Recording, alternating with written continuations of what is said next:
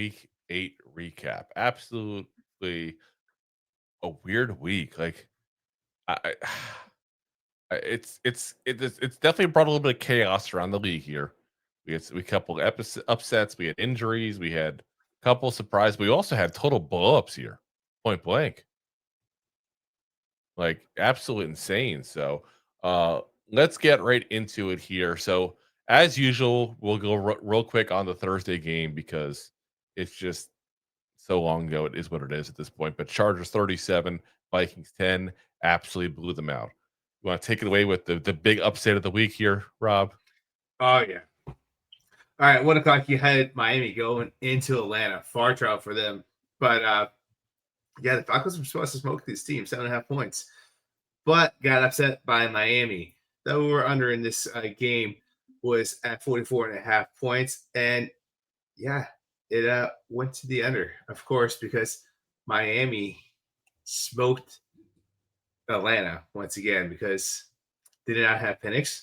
It's hard to win games when you have your starting quarterback and your number one receiver, and Drake London.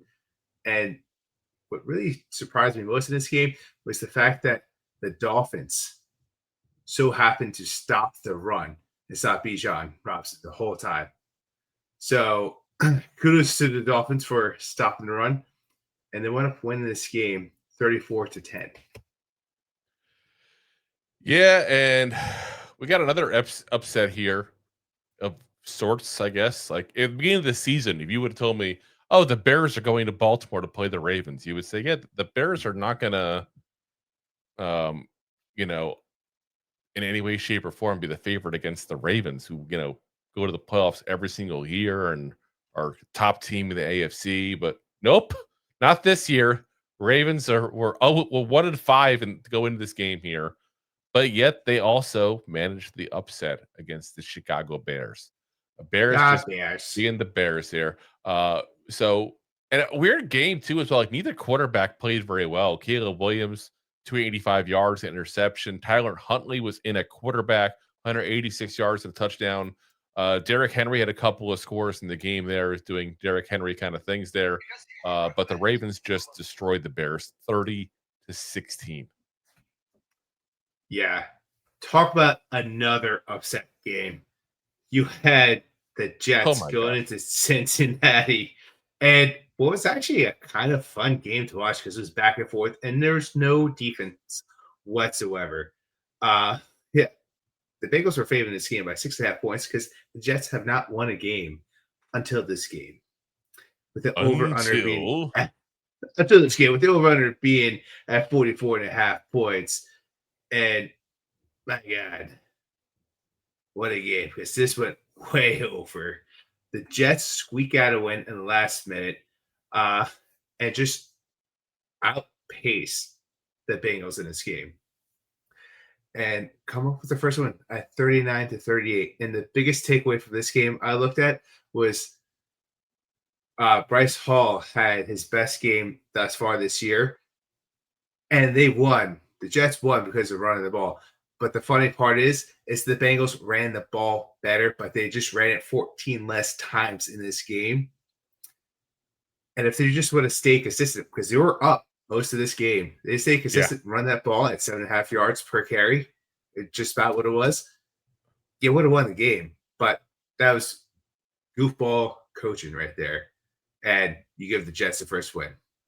Yeah, a little craziness, that's for sure with that one. And I gotta say, and again, I don't root for the Jets, obviously, as a Giants fan. I don't hate them. It's kind of like the little brother, so to speak, there. But Yeah. I was very happy for what the Jets were dealing with yesterday with the passing of Nick Mangold way too young.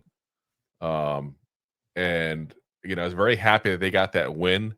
Hopefully makes it a little easier for people in the building that day there because you know that's just sad, dude. 42 years, well, he's 41, 42 years old and passes away. Like, I mean, the guy was younger than I am.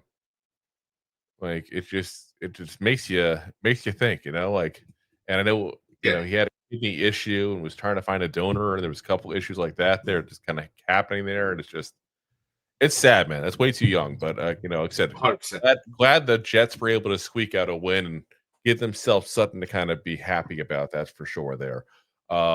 Speaking of things to be happy about, as I saw you smirking about this during there, Deb, thank you for I your thought support.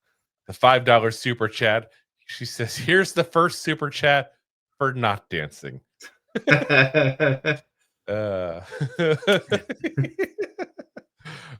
Listen, and Jay says, don't worry, Drew. AC will give you kidney if you want. I'm good. My kidneys are working. You got some ankles or some backs or some some kind of knees or something like that lying around. I can use some of those probably, but the kidneys right now, knock on wood, doing good. Let's go to the next game here. We got the Bills at the Panthers. And this is like we get now into the kind of the blowouts here for the rest of this year. I can be honest with you guys. For Not most to be of the it. spoiler alert there, but we had a couple upsets, but it was just the very beginning of this part here. Bills just killed 40-9. Like it's not even close. The scary part is you got to go like, okay, 49. Josh Allen must have gone off. No, 163 yards and a touchdown. That's all it was. That's insanity there. With Andy Dalton was in a quarterback and got more yards, 175. James Cook, though, 216 yards and 2 touchdowns. It was almost like he was playing the Giants. That's how good he was running the ball. Absolute crazy. Matt Prater just field goal after field goal. Is it what? Let's see. Where did Matt Prater even end up? I see this. Yeah. Why am I seeing it more on the thing? Google's like Google had like field goal, and then I go to things it's like just 2. Obviously, the extra points are throwing too. So, but yeah, it's just like I said, absolute implosion by the Panthers there, 40-9. Like that's brutal. That's brutal. Bills came off a bye and did exactly what they're supposed to do to a team that's kind of coasting by being bad teams. They smashed them. Like they barely won against the Saints. They were trying to figure things out, and yeah, they let Cook. That's what I took away from that game. And it started off close. It was 3-0 at the end of the first.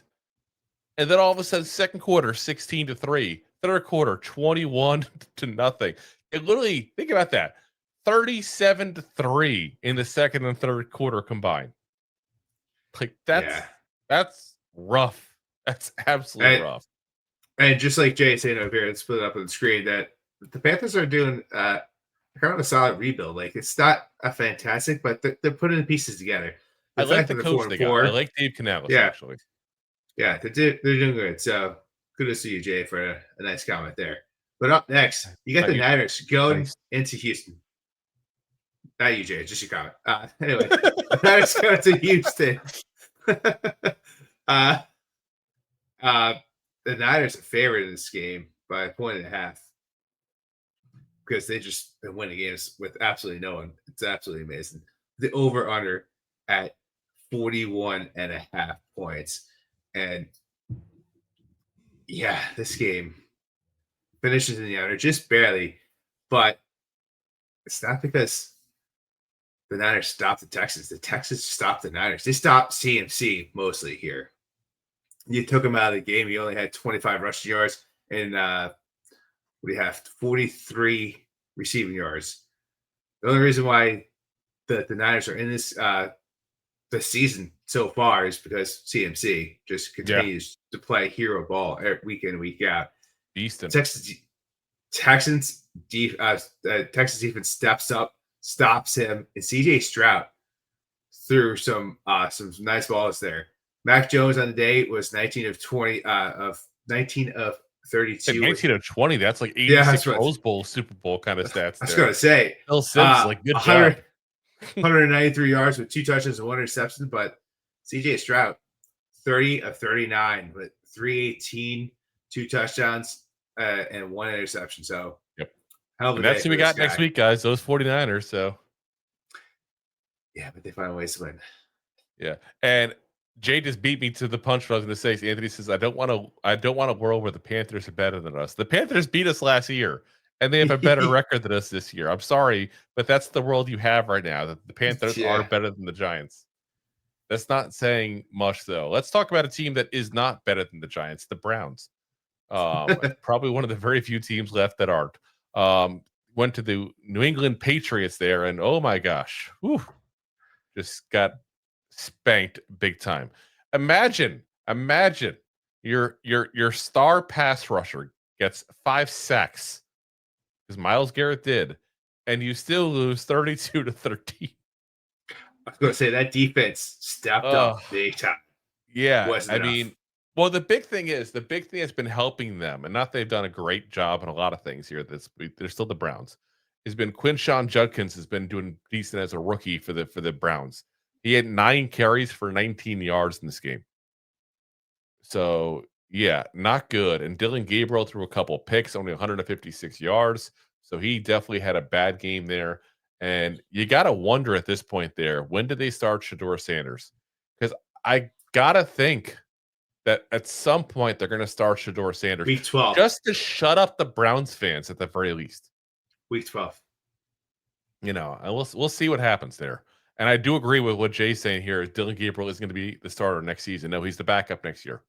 They don't have the starter next year. They have 2 first-round picks, theirs and the Jaguars. That's going to be, yeah. They're going to build up this team with a whole bunch of people that will probably not perform. The takeaway of this game, for me, was Drake May. He stepped up. The pass we're looking for leader since Tom Brady left. He stepped up after 5 sacks and just won this game. It was a slow start for him, but he finished that second half strong. Yeah. So up next is our games. We're not really going to go into this and break a leg here. Giants lose. Oh, you did not just say that. That's the hashtag too soon.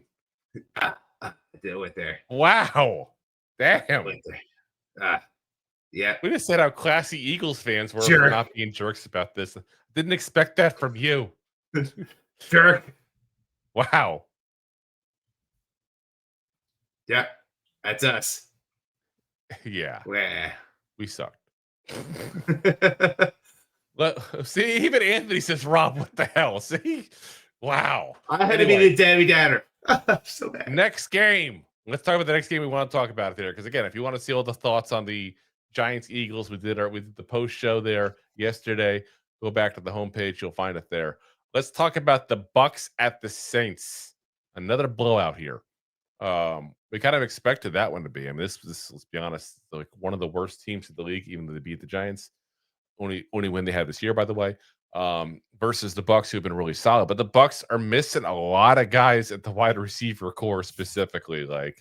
But Baker Mayfield still gets it done as best he can there, with the defense definitely doing their job, because 23-3. It's just not even talk about it no more. Let's be honest here. It's just, one team was clearly the better team. Yeah, give kudos to Baker and the Bucks, because you were 3 straight road games and you still came up against a division rival that plays you tough all the time. So kudos to you guys. Playing hard consistently every game. Up next, you had the Titans go into Tennessee to Indianapolis, playing the Colts. Arguably,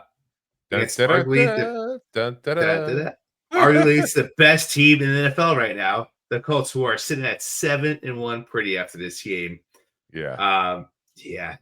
What do I say? The Colts were favored by 14 points in this game, and they covered that and beat it by then some, by the highest scored offense in the league right now.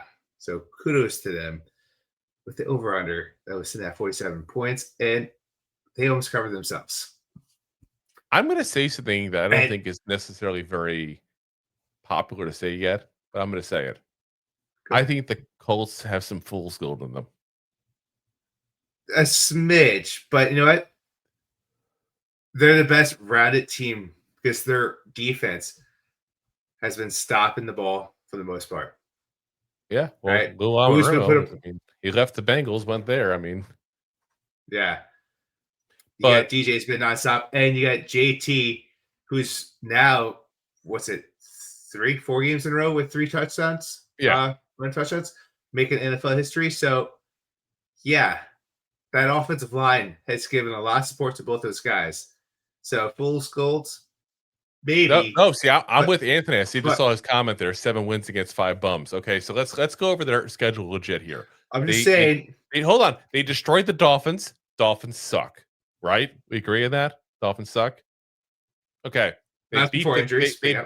they beat the Titans twice now. Can we agree the Titans suck? Still divisional, but Hold on. yes. They beat the Raiders. Can we agree the Raiders suck? Yeah.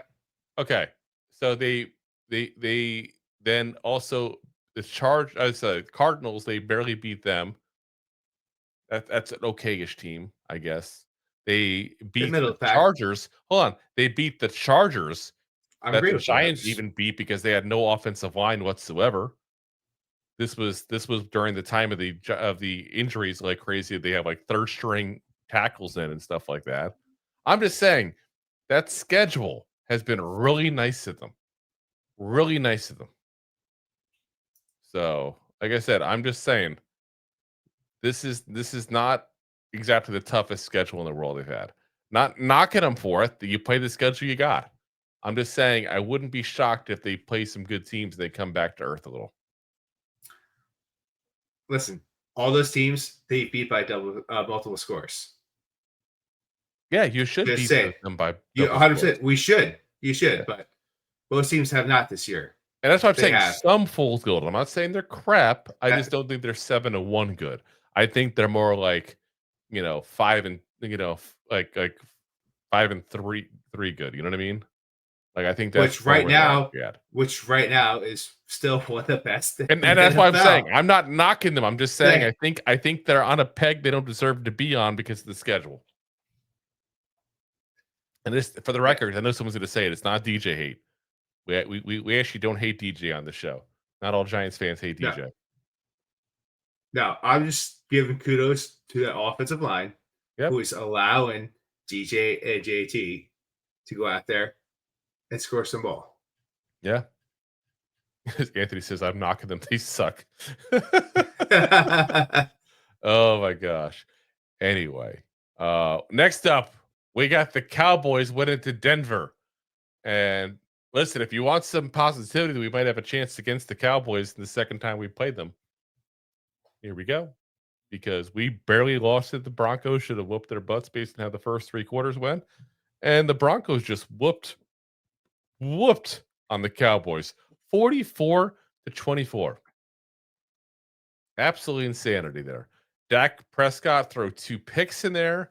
Javonte Williams, his return to Denver, had a couple of touchdowns, but only 41 yards. Bo Nix threw 4 touchdowns in the game there. Troy Franklin got 2 of them. I mean, point blank, it was a domination game. Absolute domination game. Yeah. And I think Drew set this one up perfectly this week. You know what? Hold on. We got to do this right now. Yeah. We got to do this right. Here we go. Where'd it go? Where'd she go? I saw her in the chat. I'm like trying to look through here and find her. Anyway, Sunday Night Football, as Drew's picked it up. There we go. I'm gonna put Kelsey's picture up there on the screen for you to do this one. That's also talking about a paper bag for my head. But anyway. But that's because Anthony's gonna wear one to the Packers game if they lose to the 49ers. Packers going to Pittsburgh. They were 3-point favorites in this game. To give Aaron Rodgers the opportunity to beat 32 teams in the NFL.